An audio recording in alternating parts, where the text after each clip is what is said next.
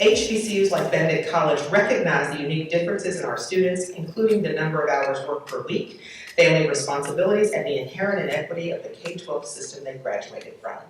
Meeting students where they are is not a mere cliche. Success is the result of a robust ecosystem that contemplates much more than education, much more than book learning. We have never had the luxury of focusing solely on education in our community.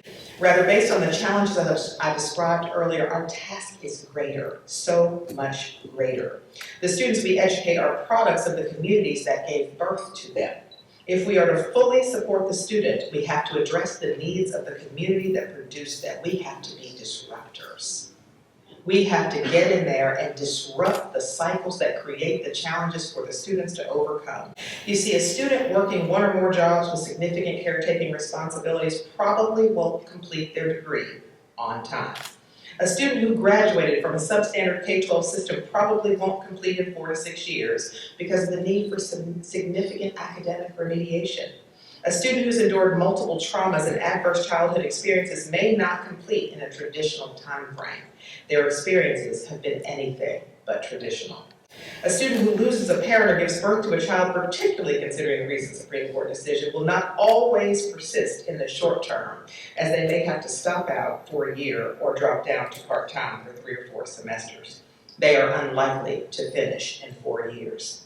A homeless student, a formerly incarcerated student, or a student aging out of foster care may not be on a traditional trajectory toward college completion. The mother or father may require 8 to 10 years to complete an undergraduate degree if they must take 1 or 2 classes at a time in order to balance their family responsibilities. How do we ensure that these students succeed? I am so glad you asked. You do it by fishing differently. You leave the shoreline where the sole metrics of success are student learning outcomes, retention, and graduation rates. Clearly, education is our mission. Learning and degree completion are our primary objectives.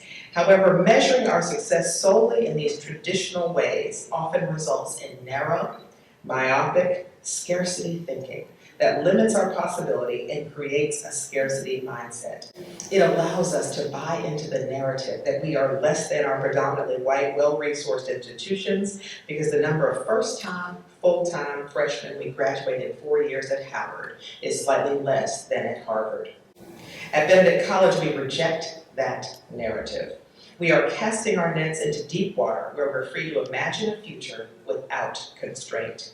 We have chosen to pivot away from a singularly internal focus and instead embrace the communities that surround our campus and seize the opportunity to create impact. If we do not disrupt the conditions that create the hardships I outlined earlier for these students and so many more, we will be reduced to accepting rather than excelling, and I reject that. This brings us to the work we're tasked with today. A deeper understanding of the possibilities for HBCUs and the communities they serve.